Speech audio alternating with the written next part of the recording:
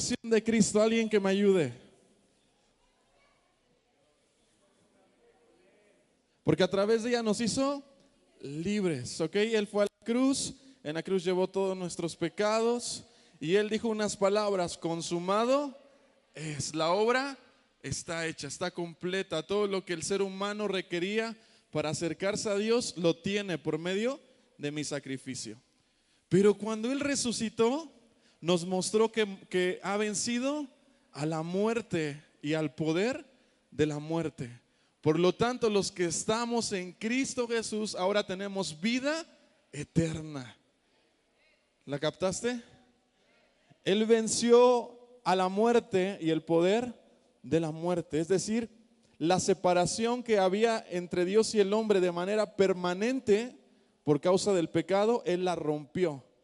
Y ahora en Cristo Jesús tenemos vida eterna. Es decir, estamos unidos al Padre de manera eterna. Nada, como decían hace rato, nos podrá separar del amor de Dios. Por eso celebramos hoy. No sabemos si es la fecha exacta, pero lo que sí sabemos es que Jesucristo resucitó de entre los muertos. Dale un fuerte aplauso a Él, celébrale, dale gracias.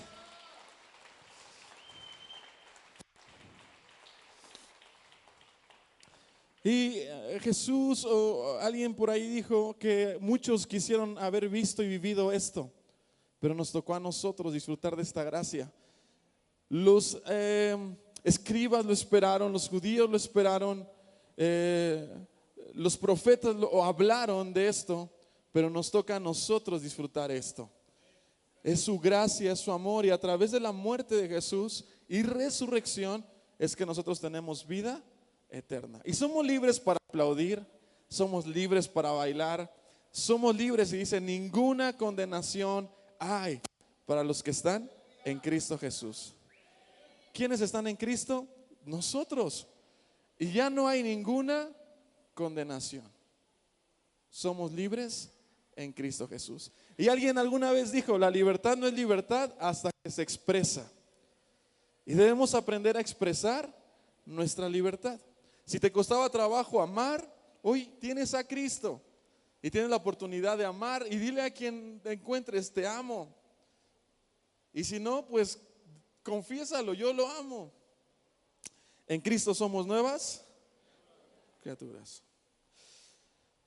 Estamos cerrando ya la serie que titulamos Matando al enemigo que llevamos dentro.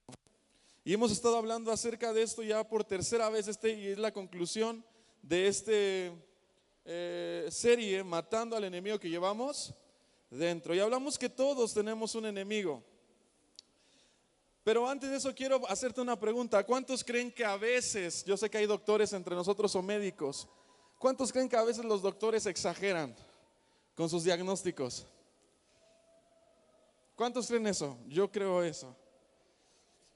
Pero ¿sabes qué? El asunto no es que exageran, sino que alcanzan a ver algo que nosotros no estamos viendo. Por el conocimiento que ellos tienen, alcanzan a ver un peligro que tú y yo no vemos. Y no es exageración, simplemente que ellos saben en qué puede parar toda esa situación. Y esto me vino a la mente porque ahora que fuimos a ver a Camila, fuimos a ver a un doctor de medicina molecular. Y él nos decía: esto es grave y hay que tratarlo como algo grave. Y el pecado es grave y se tiene que tratar como algo grave. Y hay que hacer cambios a nuestra vida, porque de lo contrario nos va a terminar matando. Dios nos enseña algo que nosotros quizá no vemos con el pecado. Es como el médico. Muchas veces leemos la Biblia y hago una pregunta: ¿no te parece a veces exagerada?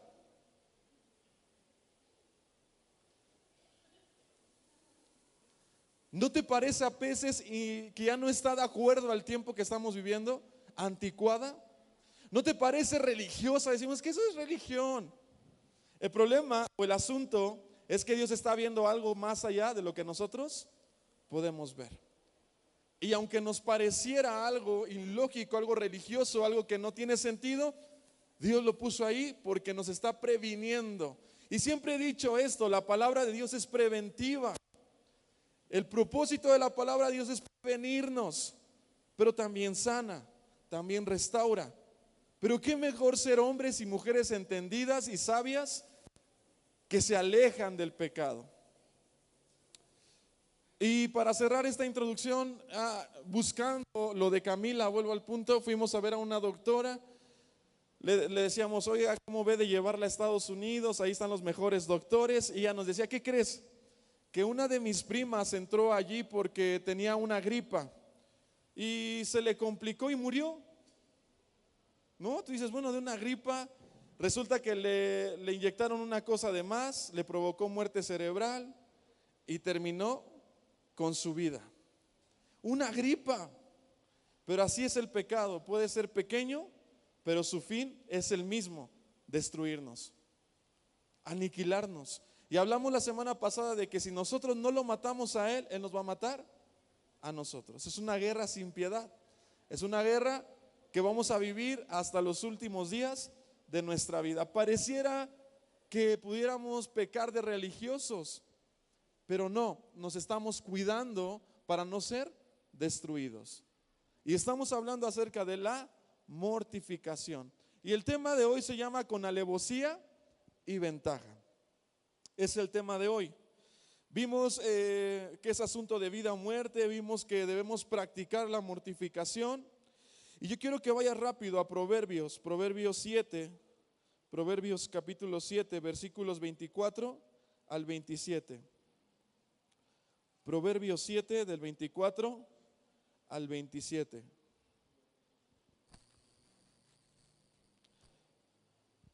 ¿Están conmigo? ¿Qué dice ahí en el 24? Ahora pues, hijos, oídme, estad atentos a mis razones, a las razones de mi boca. ¿Estar qué? Atentos a las razones de mi boca. No se aparte de tu corazón, no se aparte de tu corazón a sus caminos. ¿No qué? En sus veredas. Porque a muchos ha hecho caer heridos y aún a los más fuertes ha sido, ¿qué? Muertos por ella. Aún a los más, ¿qué? Fuertes los ha destruido. Camino al Seol es su casa, que conduce a las recámaras de la muerte. Ese es el fin del pecado. ¿Cuál? El Seol y la muerte. Aún a los más fuertes ha hecho caer. Aún a los más valientes ha hecho caer.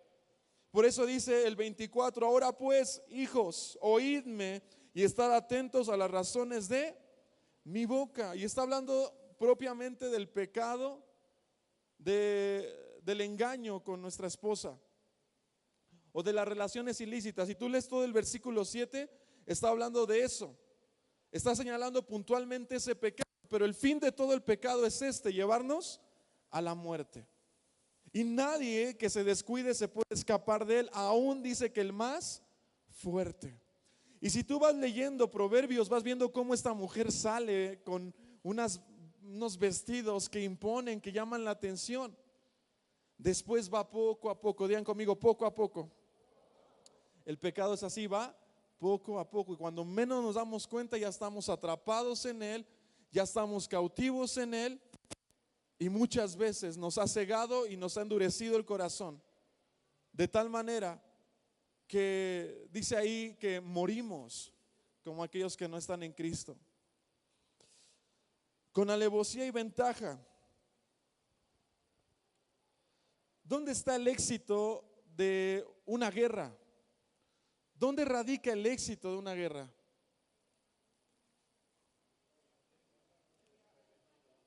En las estrategias. ¿Y cómo nacen las estrategias? Estudiando al enemigo, viendo dónde está su fragilidad, viendo dónde no tiene fuerza. Y el ejército tarda más pensando que atacando. ¿Estás de acuerdo conmigo, no? Pero el ejército tarda más pensando y analizando cómo va a golpear que atacando. Porque es más efectivo un golpe donde debe ser que 1000 donde no. Un boxeador siempre va a tirar un golpe para noquear o para debilitar. Todos los deportes En todos los deportes, parte de la estrategia es ver a su rival, conocerlo, cómo se mueve, cómo para ese portero, para dónde se lanza, dónde va a tirar el penal Ronaldo, para dónde casi siempre tira, cómo los tira. Siempre hay un análisis, un estudio previo de su enemigo. Por eso la clase de hoy se llama con alevosía y ventaja. Y vamos a aprender a estudiar a nuestro enemigo como un asesino estudiaría a su víctima. Suena loco eso, ¿no? Como que no suena de Dios. Pero debemos ser así, debemos analizar nuestra carne, debemos aprender a conocer nuestra debilidad y a saber cómo la carne funciona de tal manera que seamos más efectivos. De tal manera que seamos más violentos a la hora de atacar. Pablo dice, yo no golpeo al aire. Yo no golpeo al aire. Yo no hago las cosas por hacerlas. Todo lo que hago tiene un propósito. Y esos son los hombres entendidos. Las mujeres entendidas son aquellas que no hacen las cosas por hacerlas, sino que las hacen en la sabiduría de Dios. Y en este sentido, debemos aprender a conocer nuestra carne. No podemos destruirla a menos que la conozcamos perfectamente. No podemos destruirla a menos que la conozcamos perfectamente. El tema de la mortificación nos permite apuntar a pecados específicos para, número 1, debilitarlos, número 2, herirlos y número 3, hasta matarlos. El tema de la mortificación nos ayuda a apuntar a pecados específicos. ¿Te acuerdas que parte de la estrategia para derrotar a la carne es llamar al pecado como es? ¿Te acuerdas de la semana pasada? Llama tu pecado como es. Tengo problemas de drogadicción, tengo problemas con la lujuria, o sea, llama tu pecado como es. Tenemos que aprender a llamar nuestro pecado como es. Miento, engaño, soy hipócrita, no sé, pero llama tu pecado como lo que es. Y el tema de la mortificación trata de aniquilar cada uno de los pecados que nos están haciendo daño. Puse ahí 2 frases que usan en la guerra. Número 1, hacerte invisible significa conocerte a ti mismo. Hacerte invisible significa conocerte a ti mismo. Yo quiero que hoy reflexionemos y nos miremos con la más claridad que podamos. Por ejemplo, los que somos muy enojones, tenemos que aprender a no llegar al límite donde gritamos, sino tratar de conocernos de tal manera que sepamos cuándo ya no vamos a poder parar ese enojo y retroceder. Saber en qué momento soy más vulnerable, saber en qué momento soy más frágil a la carne. Tenemos que aprender a conocernos. Algo que nos debe mover es conocer a Dios. Decía Tony hace rato, fuimos llamados a conocer a Dios. Y de ahí nace nuestra victoria, de conocer quién es Él y quién soy yo en Él. Pero lo segundo a conocer es que yo sepa cómo trabaja mi carne. Debo analizarla. Los mejores robos, hace unos días mi papá me contaba que en Guanajuato se robaron ¿cuántos millones? 120 millones de pesos. ¿Qué haríamos, iglesia, con 120 millones de pesos? Ya todos están pensando, pero lo más extraordinario, lo sacaron del aeropuerto antes de subirlo al avión. Tú dices, te lo encuentras en la calle, bajas al de la camioneta. No, se esperaron hasta que iba a llegar al avión, lo iban a subir y de ahí los agarraron. 120 millones de pesos. Y no los han encontrado. Pregunto yo, espero que nadie conozca a alguien que estuvo ahí. Y si sí, pues que diezme. Es broma. Bueno, sí, pero que no nos diga que era de ahí. dirían algunos. Oye, pregunto yo, ¿crees que fue al azar? Pasaron los filtros del aeropuerto con una camioneta, con los logos del aeropuerto. Pregunto, ¿cuánto tú crees que les haya llevado planear ese robo? Meses, yo me atrevo a decir quizá años. Mínimo un año planear cómo voy a entrar, por dónde voy a salir, el cambio de camioneta. ¿Va a haber balazos? ¿No va a haber? Entre menos balazos, mejor es un robo, ¿sabías? Suena de película, ¿no? Hasta complicado de creer, 120 millones de pesos. Mi pregunta es, ¿dónde estuvo el éxito de ese asalto?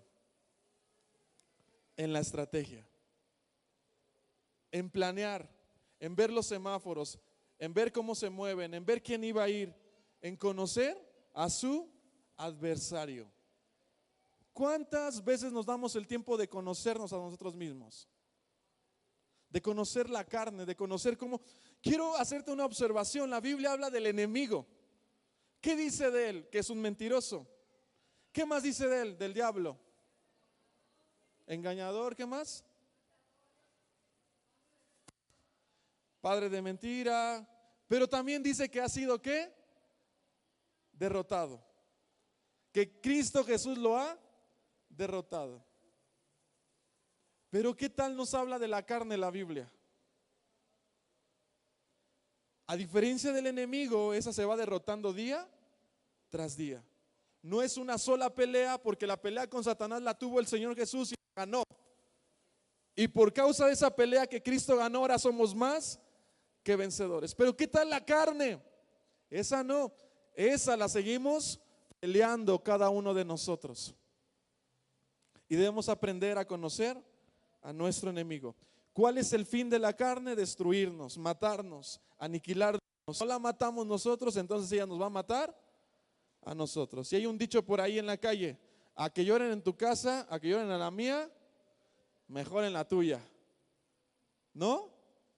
O lo matamos o nos va a matar. Ve a Primera de Juan capítulo 3, versos 8 y 9. Si lo tienes en tu hoja, ahí están. ¿Cómo se llama la clase? Con alevosía y ventaja. Chavos, si quieren ligar con alguien, conózcanla por lo menos unos 3 años o 4. Porque después salen con frases como estas: ay, es que el Señor no me ayudó. O es que el Señor no me había advertido que era así. Conócelo. Y no lo conozcas en plan de ligue. Conócelo como cualquier otra persona. Por ejemplo, si alguien de aquí te llama la atención, mira a qué hora llega la reunión. Y si llega después de las 11, entonces es impuntual. No esperes que llegue temprano cuando te vayas a casar. No esperes que llegue temprano para apagar la luz. Porque cuando ya estamos en plan de liga, hasta nos bañamos, los que nunca nos bañamos. ¿Sí o no? ¿Sí o no? Diría Miranda, ¿sí o no, papá? Entonces, aprendamos a conocer. Bueno, este es un principio no solamente para lo que estamos hablando de la carne, sino para todo. ¿Te vas a meter a un negocio con alguien de la iglesia, hermano? Conócelo.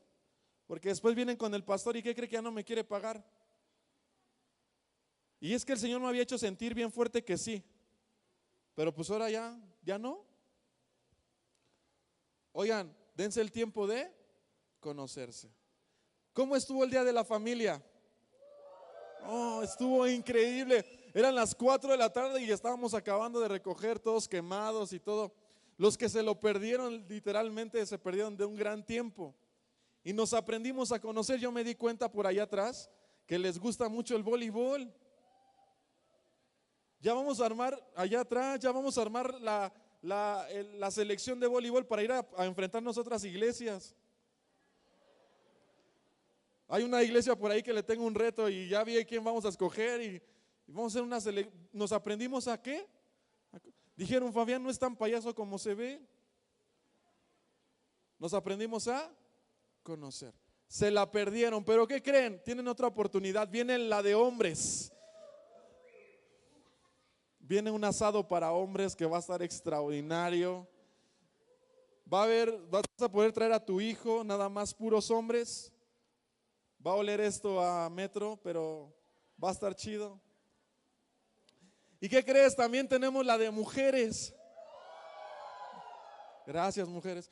No sabemos si va a ser un spa, no sabemos qué vaya a ser, pero le estamos preparando algo bien padre. ¿Y esto nos ayuda a qué?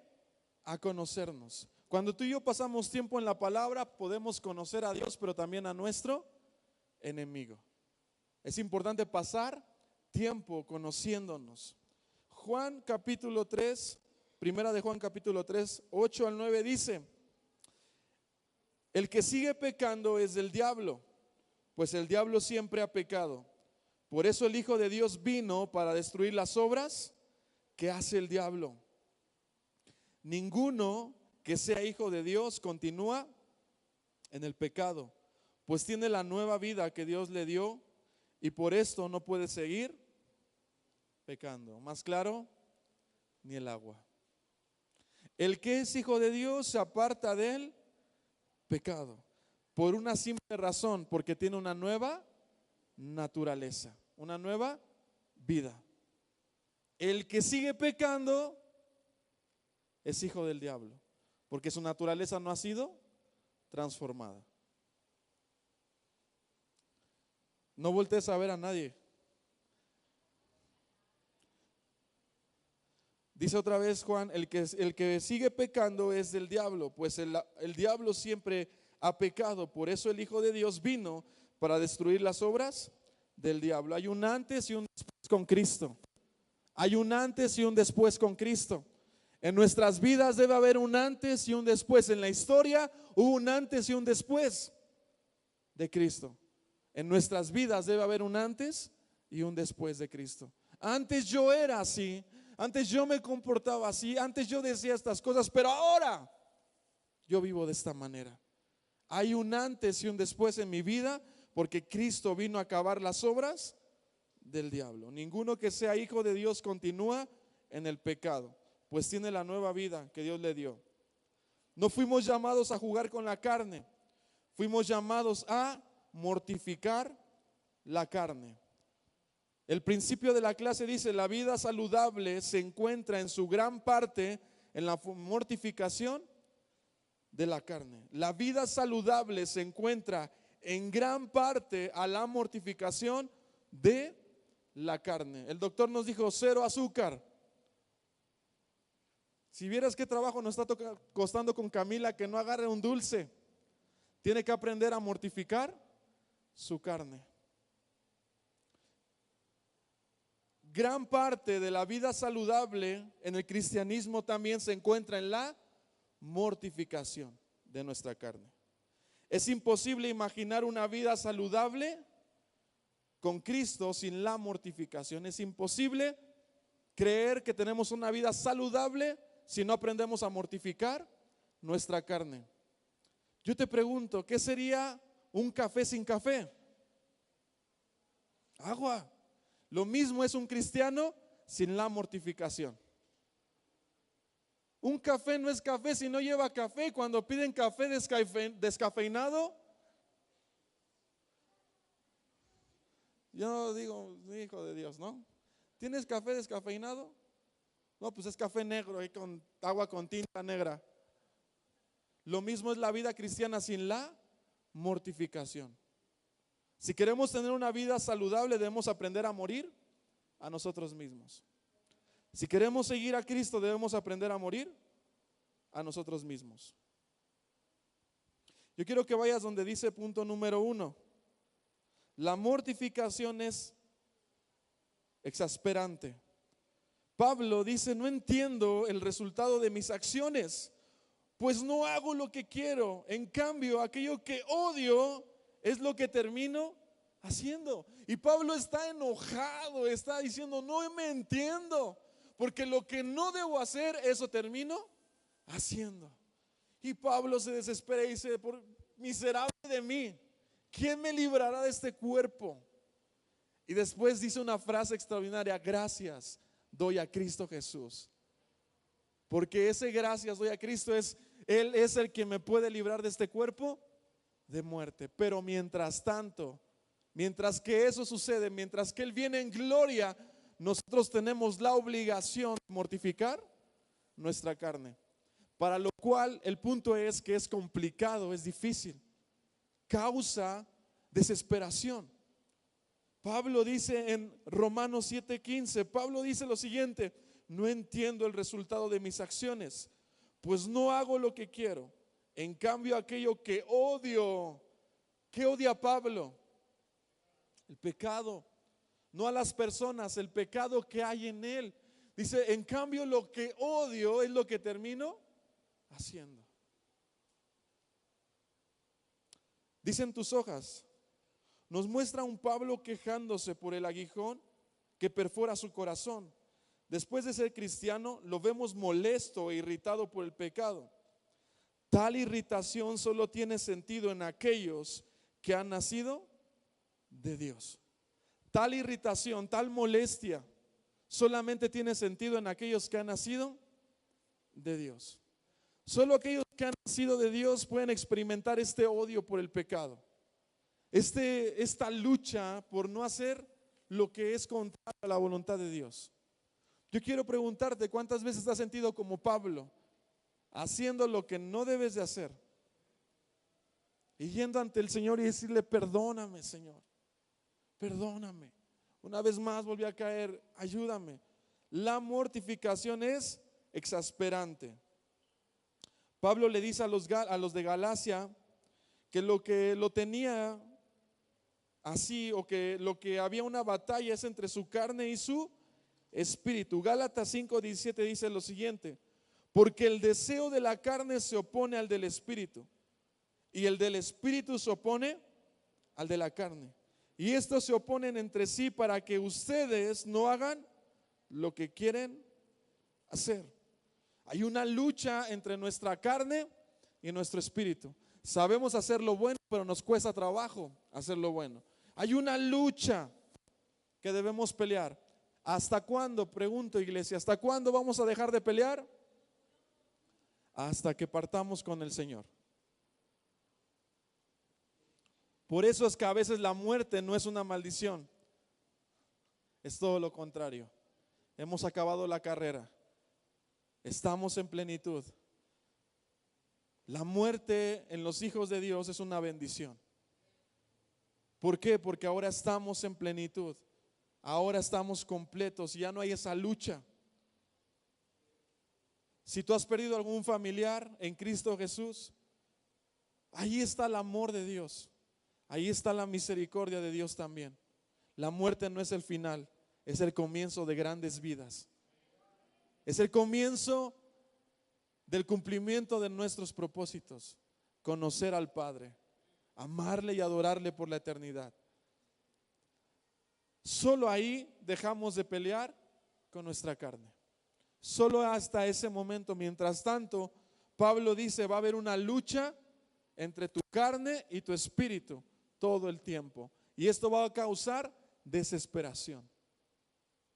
Aquellos que han tratado de dejar alguna droga saben que no solamente se lucha con la carne, sino con el mismo cuerpo. El cuerpo lo pide, lo exige, y entran en unos conflictos, ¿no? Porque saben que eso está dañando no solamente su cuerpo, sino su familia, pero a la vez algo les exige esa sustancia, y hay una lucha constante.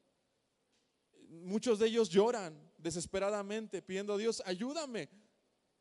Hay una escena en internet de un hombre tirado, literalmente revolcándose, deseando la droga. Es una lucha constante. Esta lucha no va a dejar de ser hasta que estemos con el Señor. Mientras tanto, luchemos. Mientras tanto, peleemos. Siguiente punto dice, Martín Lutero dijo lo siguiente, hablando de la carne: pensé que el viejo hombre había muerto en las aguas del bautismo, pero descubrí que la infeliz sabe nadar.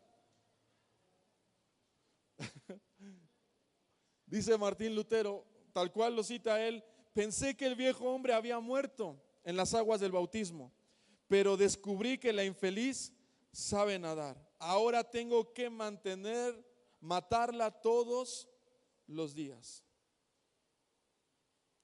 Martín Lutero dijo eso, ahora tengo que matarla todos los días. La infeliz sabía nadar, sobrevivió al bautismo. Ahora nos toca luchar todos los días. Tal lucha, tal enfrentamiento nos garantiza que somos hijos de Dios. Esa pelea y esa lucha que tenemos con el pecado por naturaleza, porque somos hijos de Dios, nos garantiza que hemos sido comprados y lavados por su sangre, pero que estamos librando una pelea. Pero si tú tienes esa pelea, alégrate, porque estás en Cristo, y si estás en Cristo eres más que vencedor. Unas veces nos va a ganar y otras tantas le vamos a ganar nosotros, pero va a haber una lucha constante. No estamos hablando de que va a haber cero pecado en nosotros. Eso no va a ser posible hasta que estemos en Cristo Jesús. Pero sí estamos hablando de no dejarnos dominar por el pecado. La mortificación es exasperante, es dolorosa, cuesta trabajo, pero no por ello nos vamos a dejar. Siguiente punto, la mortificación no quiere decir que nunca vamos a pecar. Siempre estaremos en una lucha constante. Romanos 7:24 dice Pablo, miserable de mí, ¿quién me librará de este cuerpo de muerte?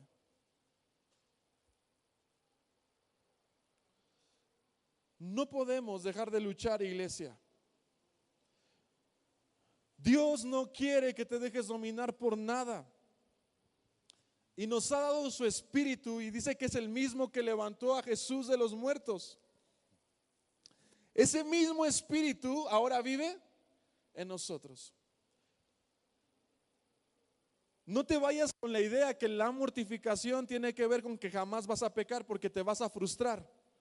Te vas a sentir agotado y quizá dudes de tu salvación.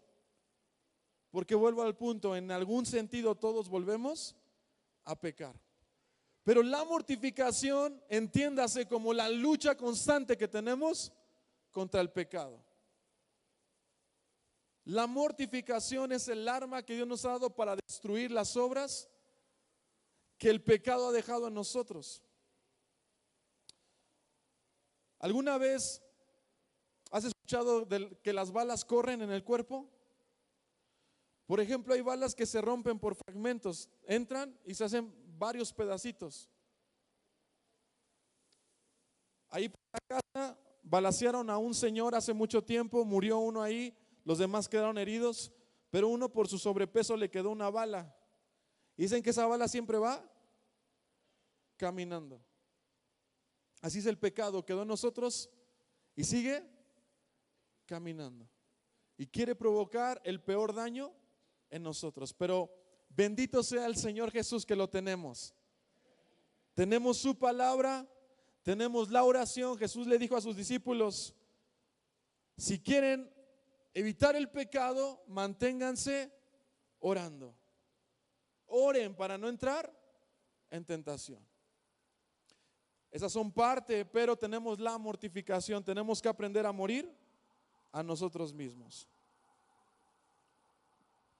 Recalco, la mortificación no quiere decir que nunca vamos a pecar. Número 3, la mortificación es intencional. La mortificación es intencional. Quiero explicarlo de la siguiente manera. Cuando alguien ha jugado un deporte aquí, levante su mano, alguien ha jugado algún deporte que sea. Cuando tú le vas a pegar al balón, siempre le pegas con una ¿qué? Intención. Bueno, sí hay algunos que nada más así como, ay, ¿no? Y ya, ¿no? Y a veces por chiripa le cae al que le debe caer. Pero cuando estás jugando fútbol casi siempre dices ahí al ángulo. Antes de que te llegue el balón, tú ya lo viste dónde va a estar la pelota. Y haces lo necesario para que esa pelota pegue donde tú quieres que pegue. Le das el chanfle, le pegas con la parte, con la potencia, lo visualizas antes de que sea un hecho.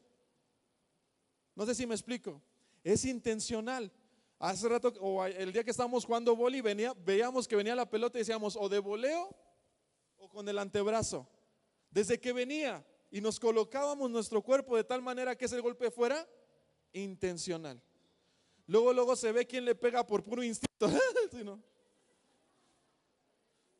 Luego se nota. Luego se nota también el que está intencionado, el que sabe, el que ha sido preparado para dar un buen golpe. Coloca su cuerpo, sus rodillas y pega. Así, ¿no? El otro. Oye, la mortificación es ¿qué? Intencional. Conoce tus debilidades. ¿En qué momento eres más propenso? Y voy a usar esta misma historia o este mismo ejemplo del voleibol. No todos los equipos son súper buenos, ¿verdad? Pero el líder debe aprender a colocar a cada persona en un lugar estratégico. Teníamos en nuestro equipo niños, los cuales si tú los pones hasta atrás probablemente no van a alcanzar una pelota. ¿Dónde van ellos? Adelante. ¿De manera qué? Estratégica. Debemos aprender a conocernos nuestras debilidades. ¿Cuál es tu debilidad? Te pregunto, iglesia, no me digas para que no te quemes con tu esposa. ¿Cuál es tu debilidad? Ponle el nombre que es. ¿En qué momento eres más propenso?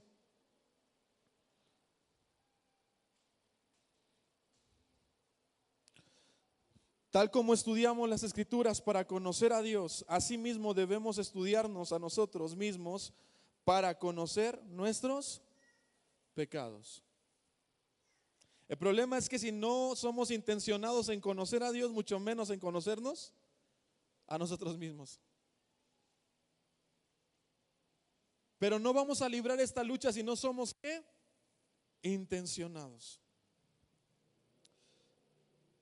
Dice adelante en tu hojita, todos tenemos diferentes grietas en nuestra armadura. Todos, el pastor tiene grietas, los líderes tienen grietas, todos tenemos fragilidades, todos aquí. Nadie se salva de eso. La pregunta es ¿cuál es? ¿De qué pie cojeas? ¿Cuál es tu debilidad? Si son las mujeres, brother, no sé qué haces saludándolas de abrazo.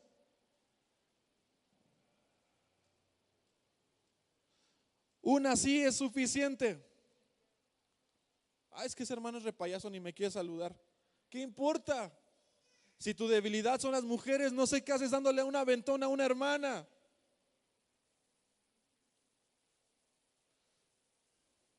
¿Cuál es tu debilidad? Mira, hermana, para que no te sientas mal, si ves pasar a alguien y no te llevó, no te dio el ray, porque iba solo, quizá muy probablemente se está cuidando. Y no lo tomes a mal, preferible eso. Por eso es que no damos consejería solos, hombres con hombres y mujeres con mujeres.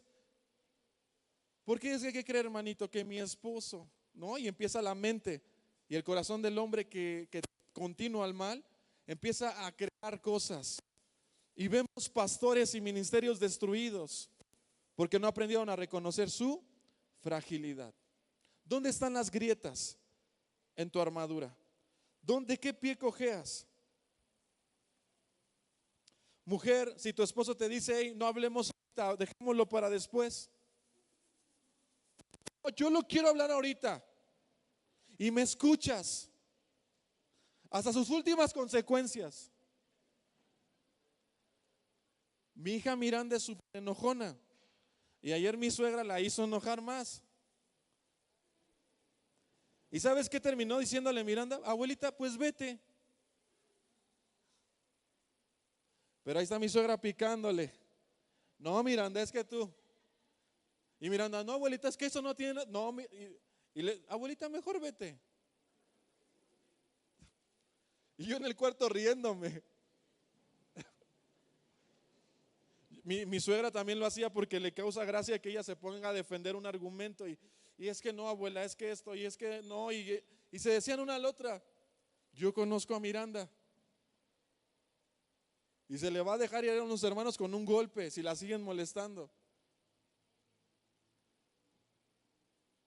Hermano, tú conoces a tus hijos, sabes lo que les molesta. Sé inteligente, lo mismo con la carne. Debemos aprender a conocer. No miren mal a mi suegra, cuando se vayan todos despídanse de ella. Solamente es un ejemplo. Pero si tú estás en una plática que sabes que va a terminar mal, aléjate. Si estás en una plática de doble sentido, no es que la agarré, le di la vuelta, la aventé al techo y a ti eso te prende. ¿Qué haces escuchando eso? Ay, es que van a pensar que soy religioso. Mejor a que pierdas tu matrimonio. Mejor a que pierdas tus hijos. Mejor a que pierdas tu relación con Dios. Aléjate de eso. Aprende a conocerte. Quizá el vino nunca fue tu problema. Quizá las drogas nunca lo fueron. Pero aprende a reconocer aquello que te causa problemas. Fíjate lo que dice la siguiente frase: alguien que está destinado a matar su carnalidad debe analizar todo como lo hace un asesino, estudiando los hábitos de su víctima para planificar su destrucción. Y para esto debemos preparar nuestra mente. Dice lo siguiente: ya que nuestro corazón es engañoso, lo dice Jeremías 17:9, nuestra única esperanza es preparar nuestra mente para tomar acciones. Estamos hablando que para mortificar el pecado necesitamos ser intencionales. Y parte de ser intencionales es preparar mi mente. ¿Qué va a pasar si un día un líder de la iglesia me grita? ¿Qué haría yo? Exacto, me voy de la iglesia. Yo le digo a mis hijos, si algún día los secuestran, si algún día los quieren subir a un carro, luchen hasta que los maten. Yo como papá prefiero verlos muertos que a no saber dónde están. Y si tú platicas con Camila y le dices, oye, ¿qué van a hacer si te secuestran? Hasta que me maten. Si tú le preguntas a Ian, oye, Ian, ¿qué harías? Hasta que me maten. Mi papá prefiere verme muerto. Y yo le digo a mi esposa, si un día me quieren secuestrar, de verdad te lo digo de todo corazón, voy a luchar hasta que me maten. Yo prefiero que sepas dónde estoy a que no sepas dónde estoy. ¿Te imaginas la angustia como padre de no saber dónde están tus hijos? Pero eso se va, ¿qué? Preparando. Vuelvo al ejemplo de un deportista. ¿Por qué entrenarán todos los días? Un músico, ¿por qué estudia todos los días? Para ir preparando su mente. Por eso no entendemos cómo es que fallan los penales. Lo entrenan todos los días y a la hora buena lo fallan. ¿Sabes qué pasa? Y psicológicamente está, científicamente, es que llega un punto de tanto nerviosismo que el cerebro hace clic y se les olvida en ese momento todo lo que habían estudiado o hecho por años. Imagínate si teniendo esa preparación fallan. Ahora imagínate cuando son cancheros nada más. Debemos aprender a estimular nuestra mente. ¿Con qué? Con la palabra de Dios. Por eso el proverbio que te leí dice: esté atento a mis razones, inclina tu oído a mis consejos, no te apartes de ellos. ¿Sí, iglesia? ¿Estamos aquí? Prepara tu mente. Primera de Pedro, vayan conmigo, no me lo pongan en la pantalla. Primera de Pedro del 1 al 13. Primera de Pedro 1:13, perdón. Ya voy a acabar, te lo prometo, muy rápido.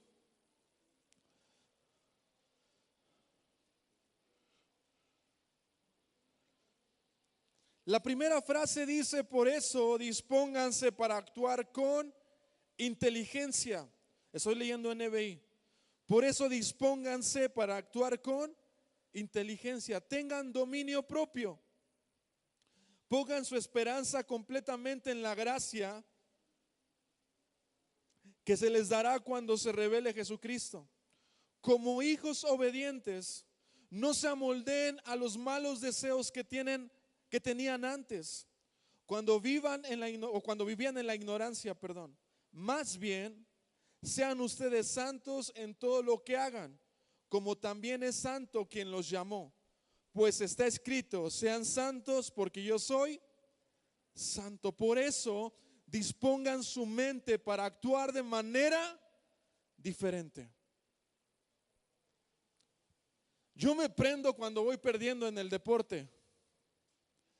Por eso es que a veces no me aventaba la segunda ronda jugando con algunos ese día de la familia, porque me conozco. Y peor si juego fútbol.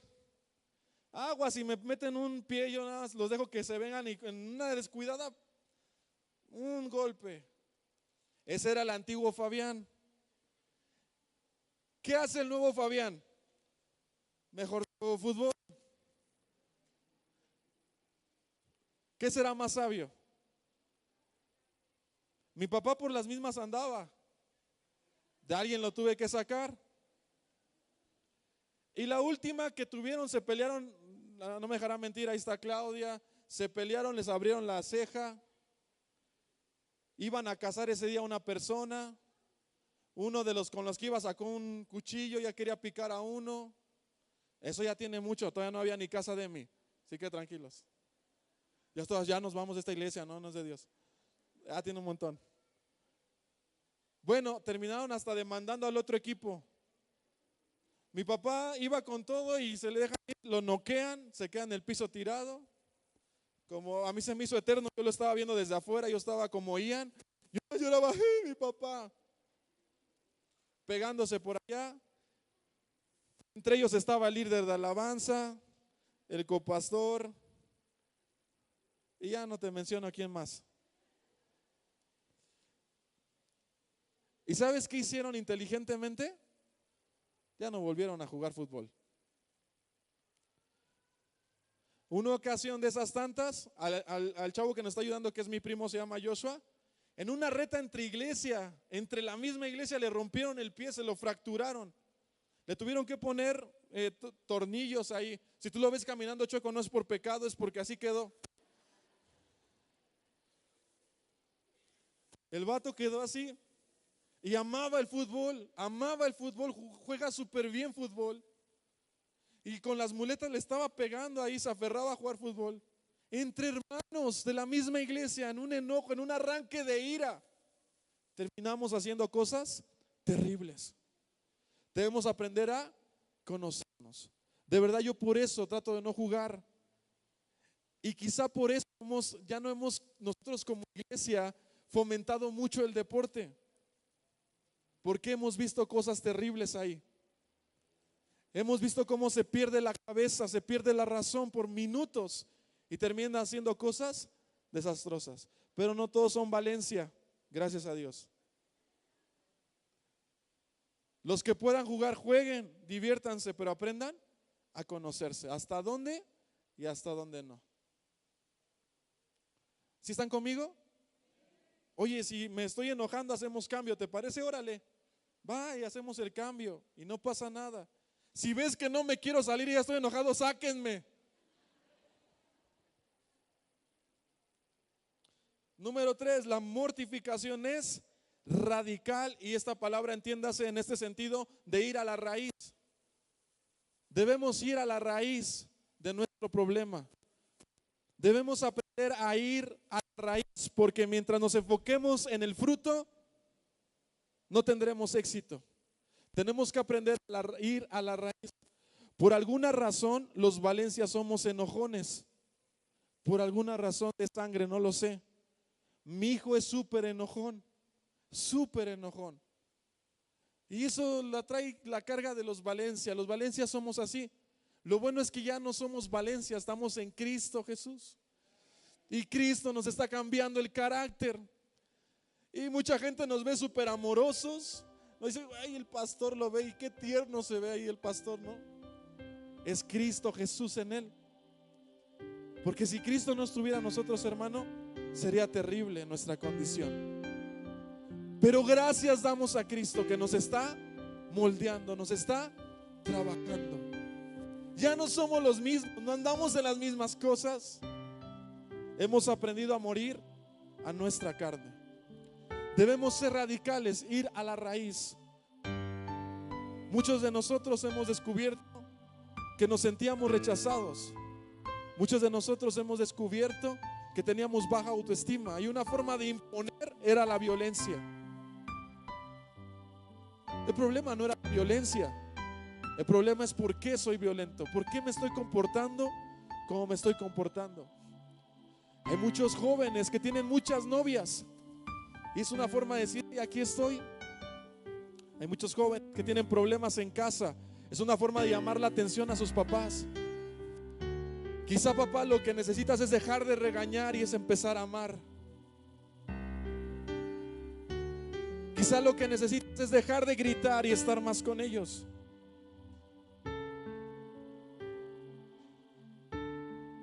Quizá es dejar de castigar y empezar a amar realmente a tus hijos. Ve a la raíz. La mortificación tiene éxito cuando nos enfocamos en la raíz. Mientras tanto, ¿se acuerdan del gatito que tenemos ahí? Por más que al gatito le expliquemos, mira, hijo, ya no tengas gatitos, porque no sabes a dónde van a parar tus hijos. De verdad te amamos un chorro, gatito, pero si tú sigues ahí, pues vas a tener. ¿Qué crees que nos volvió a ganar? Ya va a volver a tener gatitos. 5 gatitos. La abrieron para hacerle la esterilizada y resulta que al abrirle se veían gatitos. Y le llama el pastor a mi papá, a mi pastor. ¿Qué hacemos? Fíjense cómo Dios ha cambiado su vida. Ciérrala y que los tenga otra vez. Y ahí anda la gatita. Eso nos cuesta que se haga de la popó en las macetas. ¿Ya no sigue? No es ella, es otro gato. Bueno, Alicia la ama tanto que no es ella.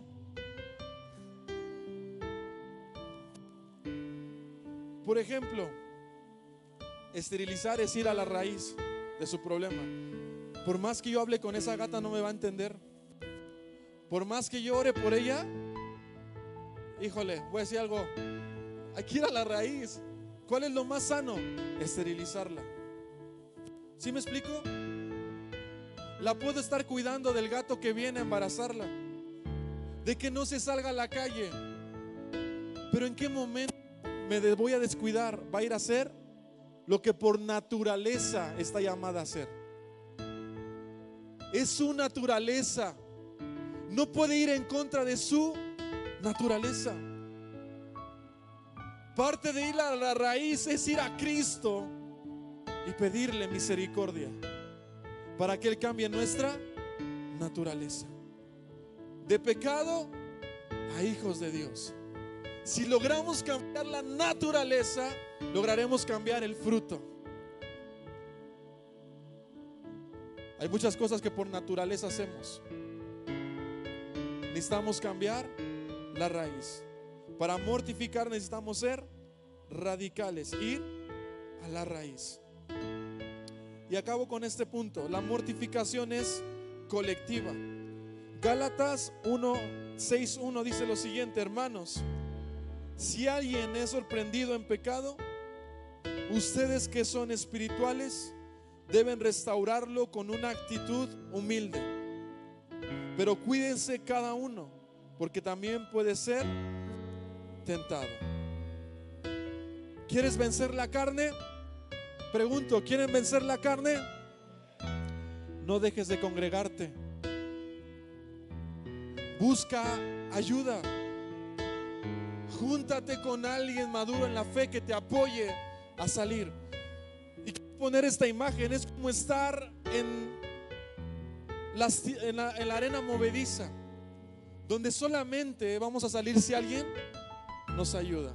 No sé exactamente qué pasa en las arenas movedizas, pero entre más tú te esfuerzas por salir, más te hundes. Hay veces que estamos tan hundidos en nuestro pecado que no podemos solos. Primero, necesitamos a Cristo. Y 2, necesitamos hombres entendidos y mujeres entendidas que nos ayuden a salir de ese agujero. No es que nos cachen en el pecado. Necesitamos exponer nuestro pecado y decir: hey, necesito que me ayudes. No puedo salir solo de esto. Estoy hundido, por más que trato, no puedo. Hey, iglesia, no estás solo. Dios está contigo. Hay veces que necesitamos ayuda. Gálatas 6:1 dice: hermanos, si alguien es sorprendido en pecado, ustedes que son espirituales deben restaurarlo con una actitud ¿de qué? De humildad. Pero cuídense cada uno, porque también puede ser tentado.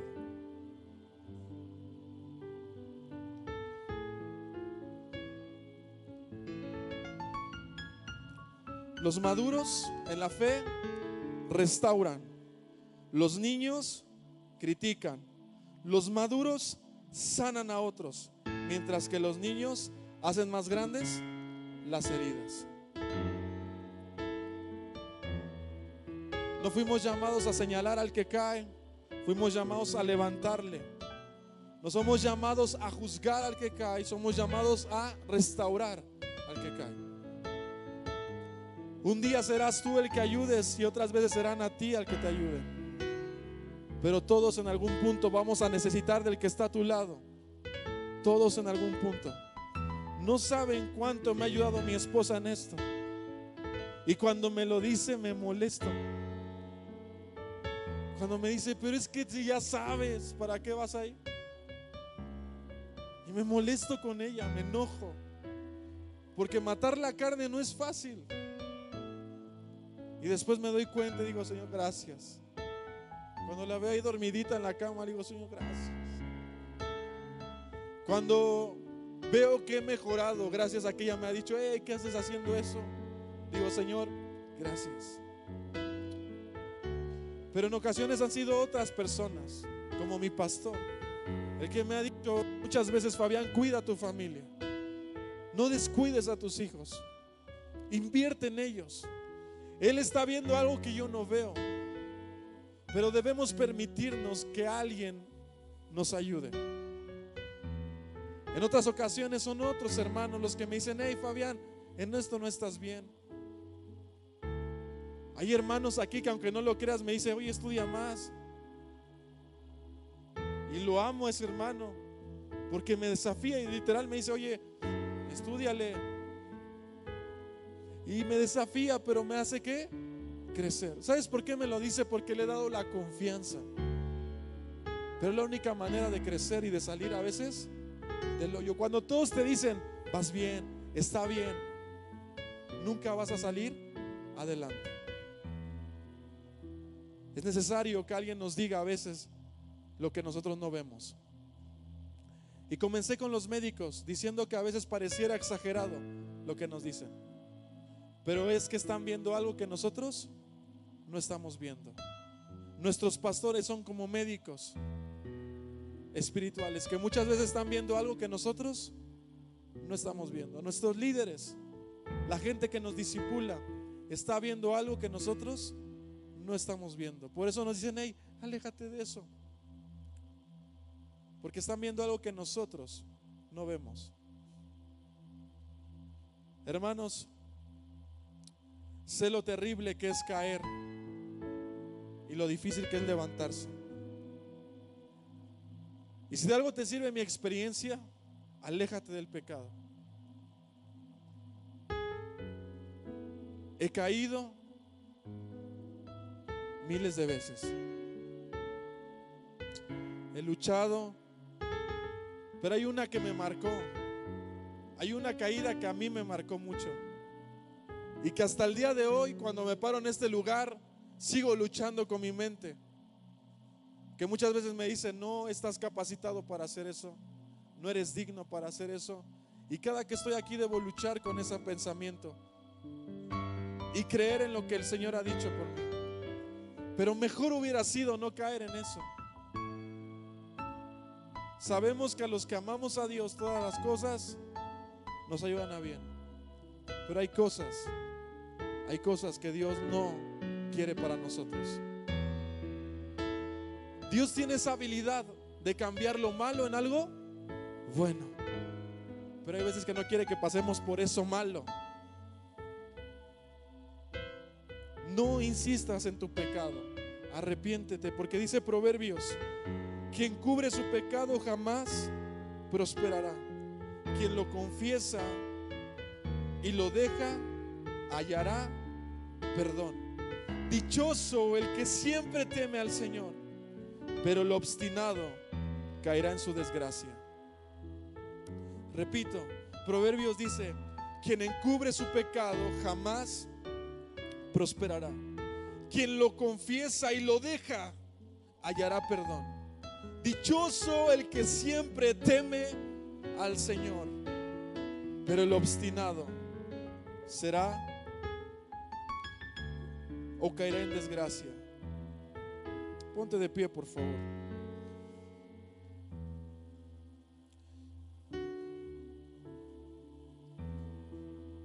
John Owen dijo lo siguiente: diariamente el pecado nos está derrotando, o nosotros lo estamos derrotando a él. Esto continuará así hasta el día de nuestra muerte. John Owen dijo lo siguiente también: no hay ninguna defensa contra los ataques del pecado, excepto una guerra continua contra él. En este caso, el ataque es la mejor arma que tenemos. Cierra tus ojos y dile: Espíritu Santo, examina mi corazón y muéstrame mis debilidades. Dile una vez más: Espíritu Santo, muéstrame cuáles son mis debilidades.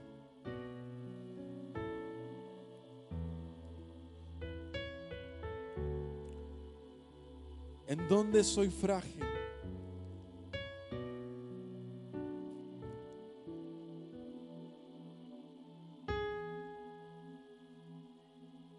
Dile conmigo: Espíritu Santo, muéstrame la raíz de ese problema.